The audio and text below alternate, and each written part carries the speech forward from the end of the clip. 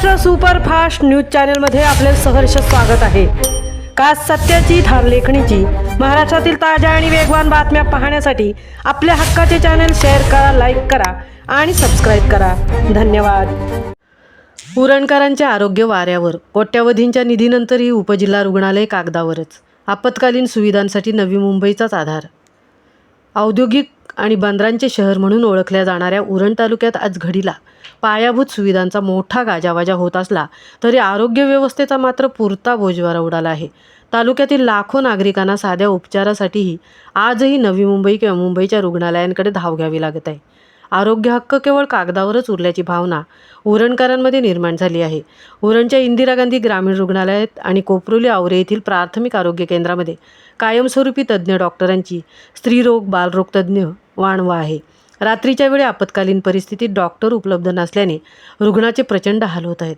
उरणमध्ये 100 खाटांचे उपजिल्हा रुग्णालय मंजूर होऊन अनेक वर्षे उलटली आहेत, मात्र प्रशासकीय अनास्था आणि निधीच्या तांत्रिक अडचणीमुळे या रुग्णालयाचे काम संथ गतीने सुरू आहे। हे रुग्णालय पूर्ण झाल्यास परिसरातील 25 ते 30 गावांचा प्रश्न सुटू शकतो।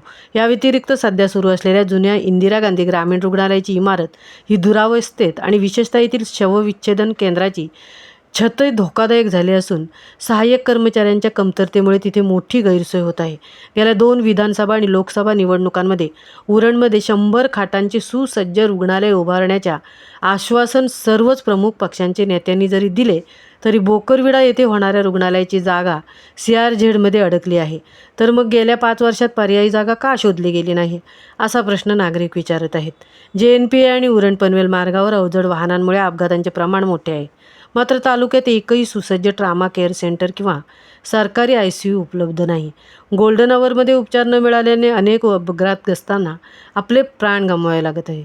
अनेक ग्रामीण भागातील रुग्णवाहिका नादुरुस्त अवस्थेत असून वेळेवर सेवा मिळत नसल्याच्या तक्रारी ग्रामस्थांनी केल्या आहेत। उरणमध्ये मोठी बंदरे आणि प्रकल्प येतात, पण इथल्या सामान्य माणसाच्या जीवाची किंमत शून्य आहे का, असा संतप्त सवाल स्थानिक विचारत आहेत। सरकारने तातडीने उपजिल्हा रुग्णालयाचे काम पूर्ण करण्यानिमित्त असलेले हे डॉक्टरांची पदेही भरावीत, अशी मागणी जोर धरत आहे। महाराष्ट्र सुपरफास्टसाठी दीप्ती पाटील, तृप्ती भोईर, उरण।